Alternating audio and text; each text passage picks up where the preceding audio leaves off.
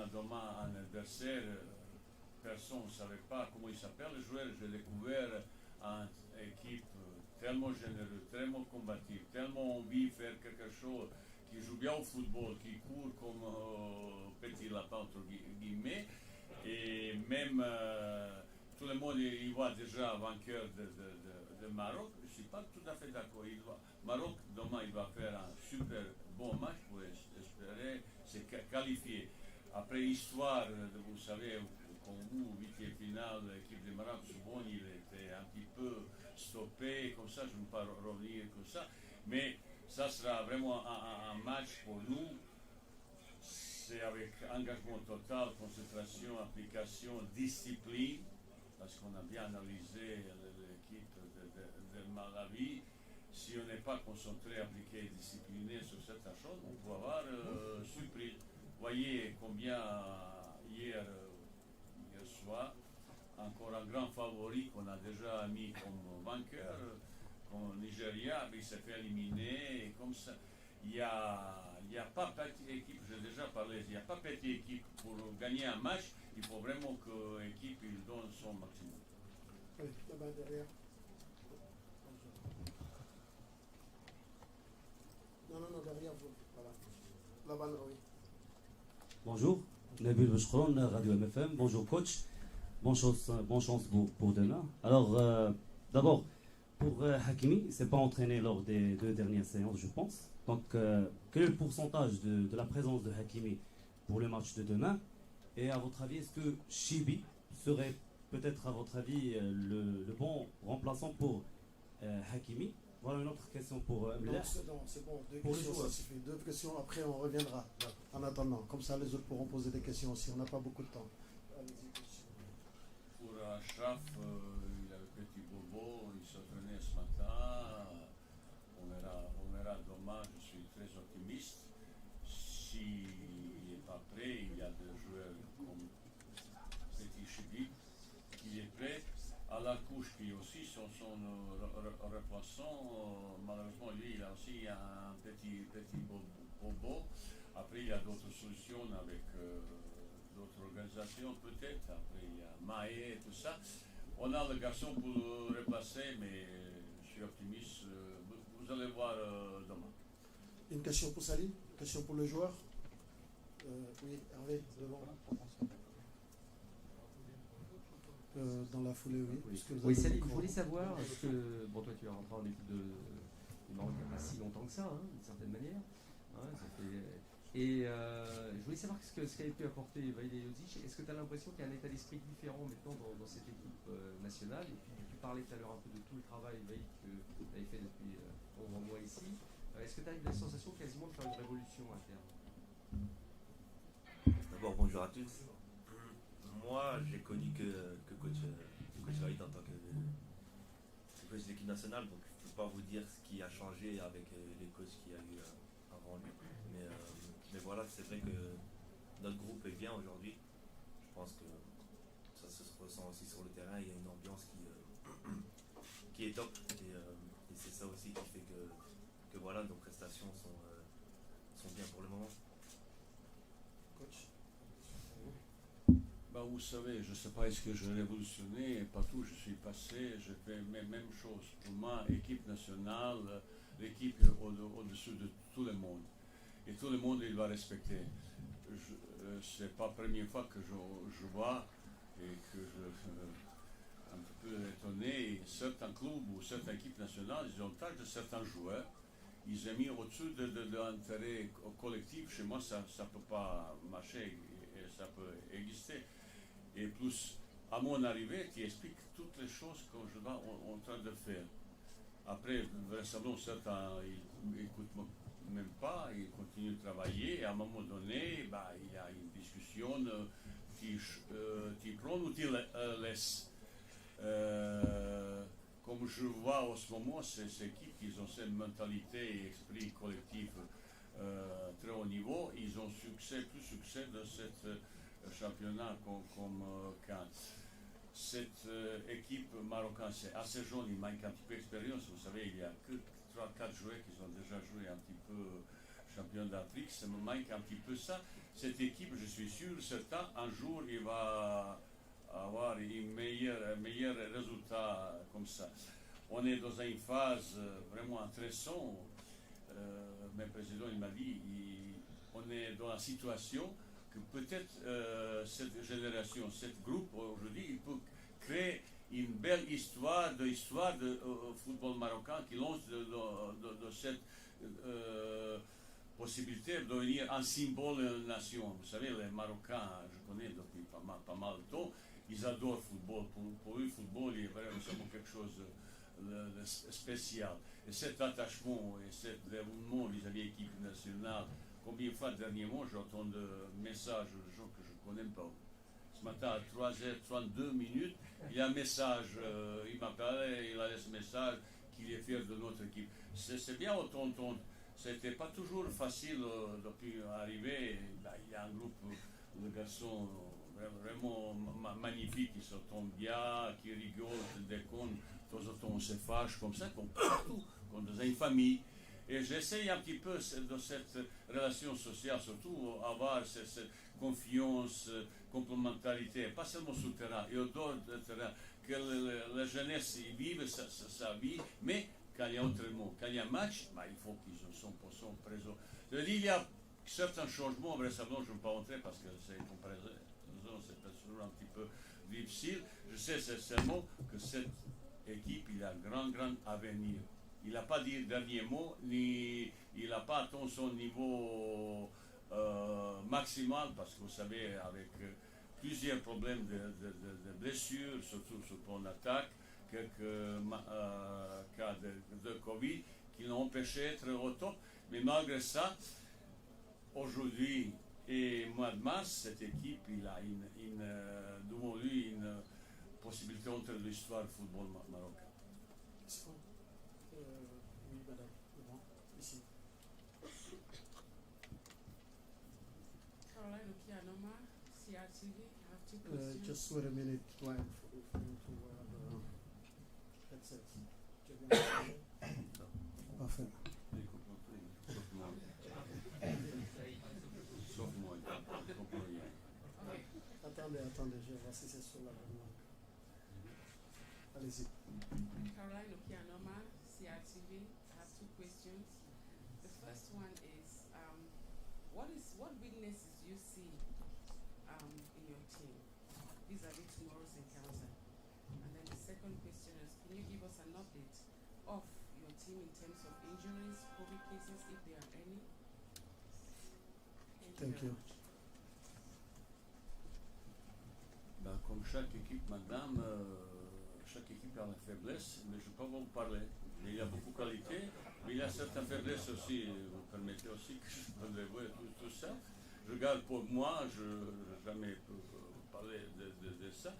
C'est vrai, comme toute l'équipe, j'ai vu l'équipe qui sont vraiment dans de grosses difficultés à cause de Covid.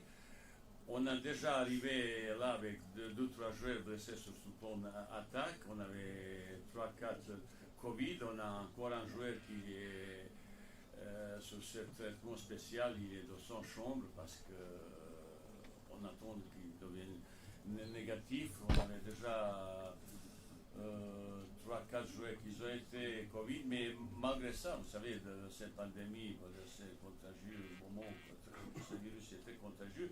Quand même, on a été un petit peu, entre guillemets, chanceux et on a fait beaucoup de travail sur précaution, pour préparation, pas tomber dans cette possibilité qu'on peut se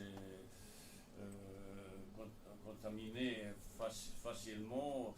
C'est un petit peu difficile comme ça, vous savez, on est enfermé depuis presque un mois avec chaque jour ou 2 jours le test de Covid, comme ça a mis un petit peu chose un petit peu particulier. Heureusement, garçon, il s'est défoulé pour donc on travaille, on a bien travaillé. Pour chaque équipe, il y a quelques difficultés sur le plan sanitaire ou sur le plan de blessures, mais malgré ça, je pense que cette équipe, ce groupe, il a des qualités pour aller, je pense, très loin. Question pour le joueur? Yes, ici devant.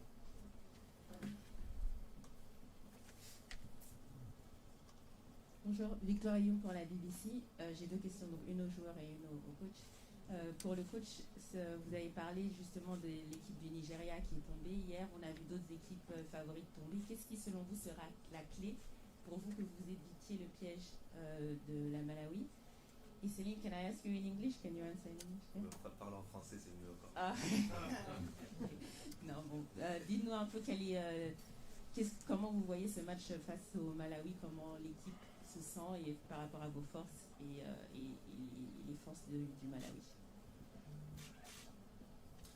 Écoutez, moi je connais un petit peu cette compétition de Cannes. Un jour, j'ai entraîné à cette époque meilleure équipe de continent africain, Côte d'Ivoire, qui avait le joueur d'exception. Malheureusement, au groupe, il avait problème entre le groupe. Il avait deux groupes et ça ne marchait pas. C'est moi qui l'ai payé tout ça, mais c'est comme ça. Vous savez, dans cet esprit collectif, c'est envie, ambition. Après, il y a des joueurs qui ont moins faim. Là, il faut vraiment venir pour chercher ce trophée avec cette combativité, solidarité, abnégation, souffrance. Vous savez, sur 32 degrés ou quand il est comme ça, mais il y a souffrance aussi physique. Et quand tout le monde est dans un même état comme ça, même si vous n'avez pas de très grand nombre individuellement dans votre équipe, vous pouvez aller très loin. Regardez un petit peu l'histoire de cette Cannes. De temps en temps, il y a toujours, même demi-finale, ils arrivent équipe au final, même ils ont de temps en temps même gagné. C'est grâce à ces combativités, un petit peu réussite. Pour moi, c'est l'esprit collectif, l'esprit du groupe qui est essentiel pour aller chercher quelque chose de plus.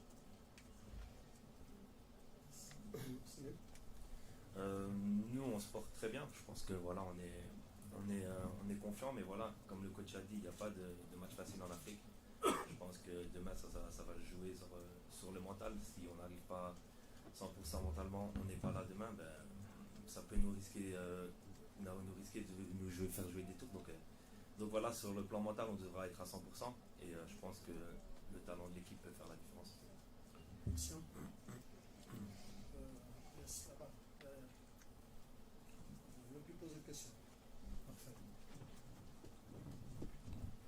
Bonjour coach, bonjour Céline, Jamel Walam, journaliste 2M TV. Une question pour Céline. Comment tu te sens dans ce groupe, dans ce milieu de terrain? Tu as fait un très bon match et tu as marqué ton premier but lors du premier match, puis tu as fait une bonne rentrée face au Gabon. Comment tu te sens dans ce milieu de terrain? Est-ce que tu préfères être à 3 ou à 4? Pour ce qui est de ma part, je me sens très bien. Je pense que voilà, c'est ma position que je joue, que ce soit en club ou ici avec le Maroc. Donc voilà, je me sens bien. J'ai des coéquipiers à côté de moi qui me complètent, avec qui je peux jouer. Donc voilà, pour moi, je suis totalement bien dans ce milieu de terrain. Après, pour ce qui est du jeu à 3 ou à 4, moi, peu importe, je sais jouer, que ce soit à 3 ou à 4, je sais dépanner là où le coach me met. Donc voilà, pour ma part, peu importe que ce soit à 3 ou à 4, je me sens bien dans les deux dispositifs, on va dire. Question. Oui, là-bas derrière.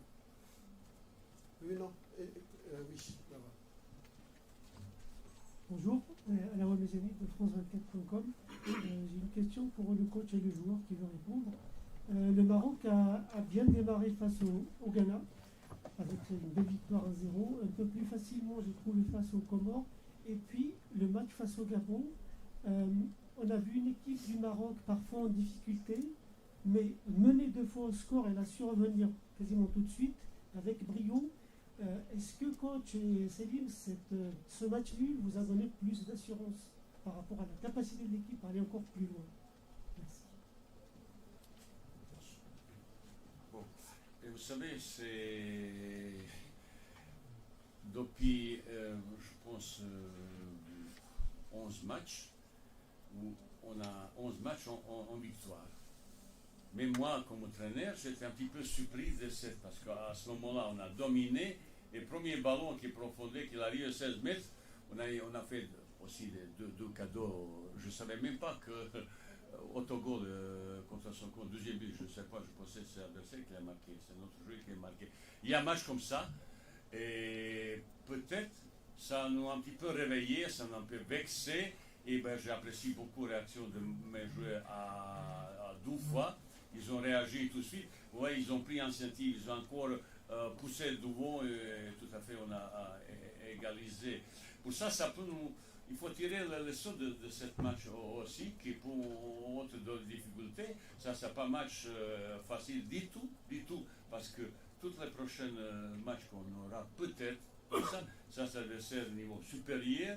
Chaque petit détail, il faut qu'on est concentré, appliqué, discipliné et un petit peu améliorer notre communication aussi.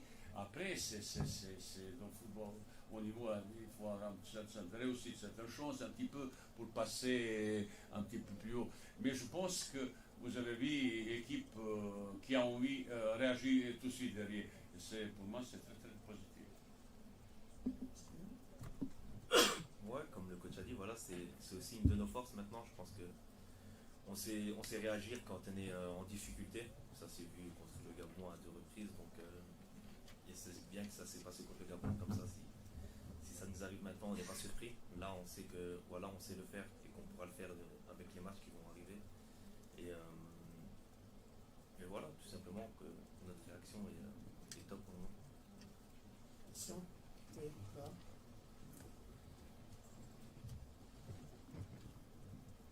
Good afternoon to everyone. I'm Faith Wong. I work for the CRTV national station, and my question goes to the player.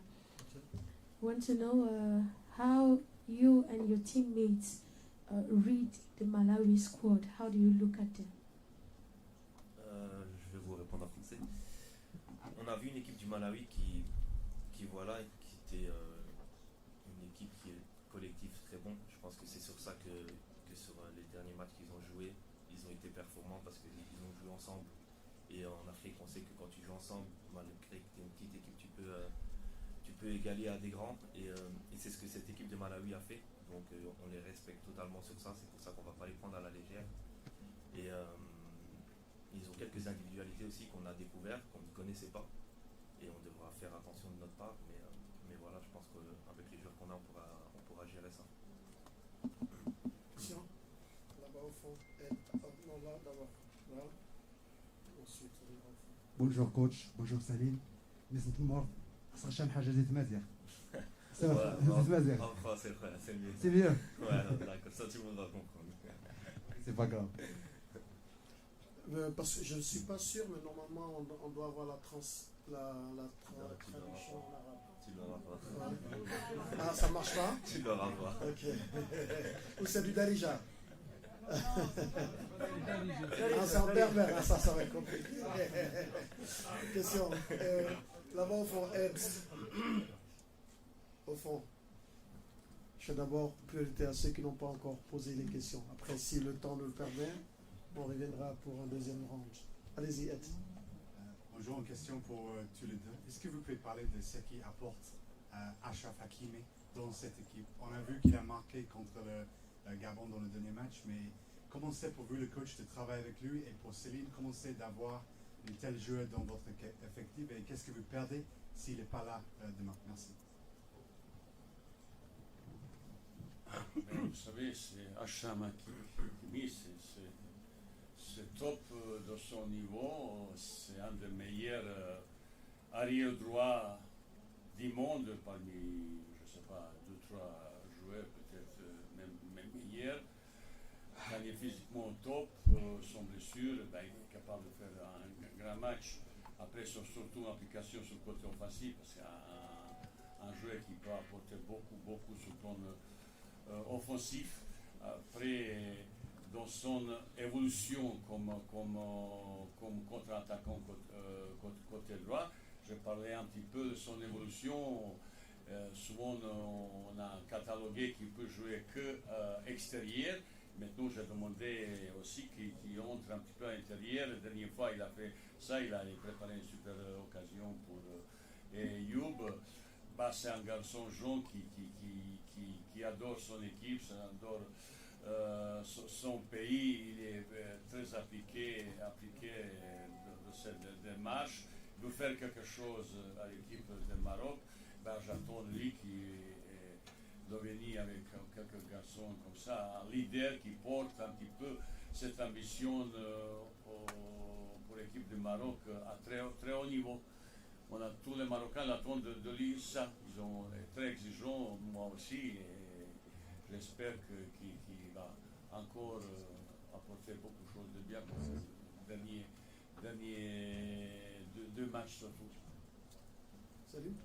Moi, sur le terrain, voilà, Achraf, malgré son jeune âge, c'est un leader dans notre équipe. Et moi, je joue de son côté sur le terrain. Donc, ouais, je m'entends très bien avec lui. Je pense qu'on a des combinaisons à deux qu'on se comprend directement sur le terrain. Et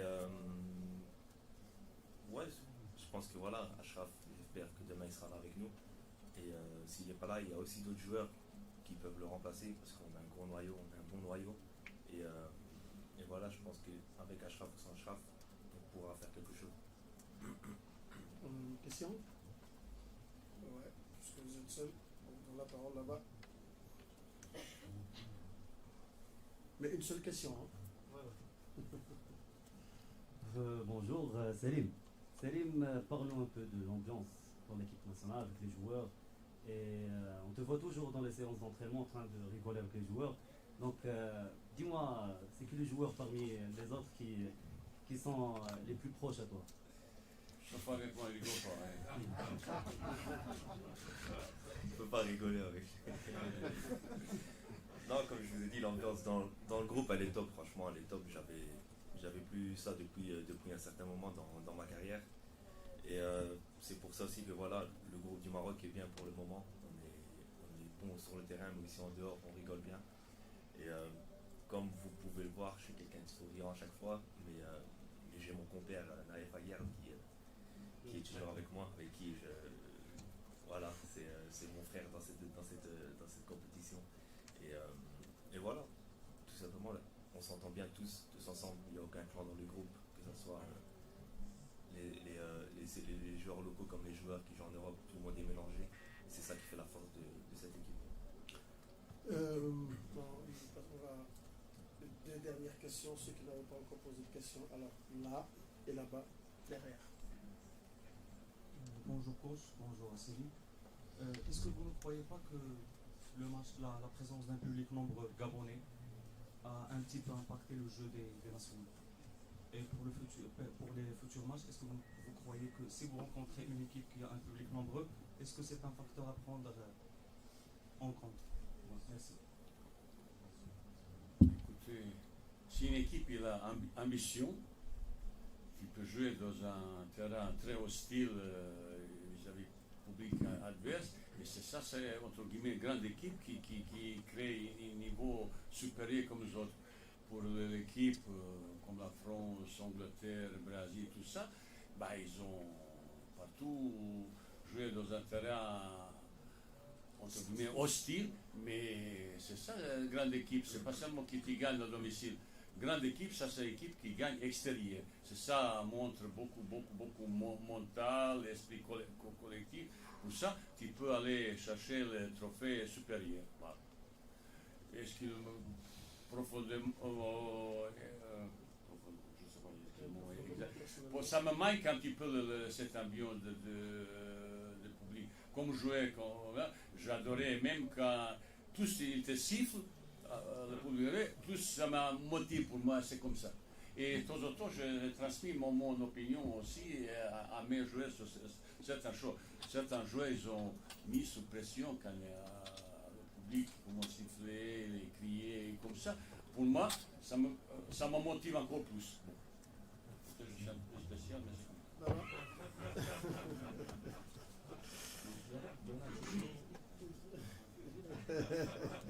Allez-y pour la dernière question, ou plutôt l'avant-dernière. Dans la question du journal Afrique Sport. Coach, au-delà du match face au Malawi demain, le Maroc a pour ambition d'aller très loin dans la compétition, pourquoi pas la gagner le 6 février prochain. Pour vous, qu'est-ce qui sera déterminant et quelle sera la clé pour que le Maroc puisse aller très loin? d'abord, il faut passer cette 8e finale contre une très belle équipe, très généreuse, très combative de Malawi. Après, il faut penser, on est venu là avec beaucoup d'ambition. Vous savez, j'ai eu 2 fois de discussion avec le joueur. Je demandais, garçon, qu'est-ce que vous voulez? Bah oui, c'est comme ça. C'est facile de parler dans les journaux, montrer ambition comme ça. Ambition, on monte sous le terrain. C'est parole, mais l'acte, c'est sous le terrain. Jusqu'à maintenant, on a vu depuis déjà certains moments, vous savez, un succès, ça se prépare. Pas sur un match, ce sont plusieurs matchs. On a dans la continuité comme ça. Bah, garçons, vous voyez, Salim, les garçons, ils sont contents ensemble, ils travaillent ensemble. De temps en temps, on a quelques entraînements. L'autre jour, c'était vendredi ou jeudi, oui. On avait 2 entraînements, ça a été costaud. Mais ils ont terminé, bon, ils avaient fatigue après, hier ça a été tranquille, touriste. Hier ça a été touriste, mais deuxième journée, ils ont travaillé. C'est ça que je vois, les choses, esprit de groupe. Il fallait bien bosser, j'ai vu fatigue, j'ai vu comme ça, et bien, je suis aujourd'hui optimiste, mais c'est jamais gagné d'avance comme ça. On a plein d'ambition, plein d'envie de faire aller jusqu'au bout, ou je ne sais pas, mais tous les Marocains, je sais aussi, ils attendent de nous aller jusqu'au bout, ça c'est sûr certain, vous savez, ça c'est sûr certain. Mais j'aimais bien aussi faire plaisir à tous les Marocains, j'ai beaucoup d'amis, bah, il y a pas mal d'ennemis aussi, hein, pas mal, hein. Mais j'aurais aimé, vous savez, de donner ce plaisir aux supporters, vraiment, ces nations, ils adorent ce football, c'est vraiment exceptionnel. Coach, je vais vous poser la dernière question. Vous êtes, on peut le dire aujourd'hui, un Africain. Vous avez entraîné 3 sélections africaines. Vous avez entraîné beaucoup de joueurs africains dans vos différents clubs où vous avez été entraîneur. Quel est le regard aujourd'hui que vous portez sur le football africain et sur le footballeur africain? Le football africain, il progresse énormément aujourd'hui. Vous voyez, certains clubs d'Europe, bah, ça c'est des meilleurs joueurs parmi 5-6 meilleurs joueurs du monde. Il y a plusieurs Africains, je ne veux pas dire, mais il y a vraiment. Après, maintenant, pour cette football a progressé encore, il fallait un petit peu, vous voyez, souvent on parle d'arbitrage et tout ça, mais à un moment donné, une équipe d'Afrique qui va aller jusqu'à la finale, pas tout de suite, mais peut-être dans une dizaine d'années, une équipe africaine, il va aller jusqu'à la finale parce qu'ils ont tout pour devenir, ils sont athlètes, physiquement c'est exceptionnel. Après un petit peu ce plan tactique, un petit peu apprentissage, un petit peu discipline, tout ça, sur certaines choses pour arriver plus haut, c'est pas seulement le talent et physique, il a besoin un petit peu de mentalité de certaines choses, discipline, tout ça. Bah, pour moi, ce football africain, c'est vraisemblablement qui va progresser encore. Et je pense aussi, aujourd'hui, le FIFA, il va un petit peu réfléchir, est-ce que seulement 5 équipes africaines méritent jouer Maintenant, c'est 10 à partir de 2026. C'est mieux parce que je pense aujourd'hui, je connais un petit peu le football Asie, comme ça, et le football Afrique, je pense qu'il mérite un petit peu quelques places de plus pour l'équipe d'Afrique. C'était une très très belle conclusion. Merci Monsieur Vaïd Aliloji. Merci Salim Amala. Et merci à vous. Tout de suite, peut-être l'entraîneur de l'équipe du Malawi. Merci.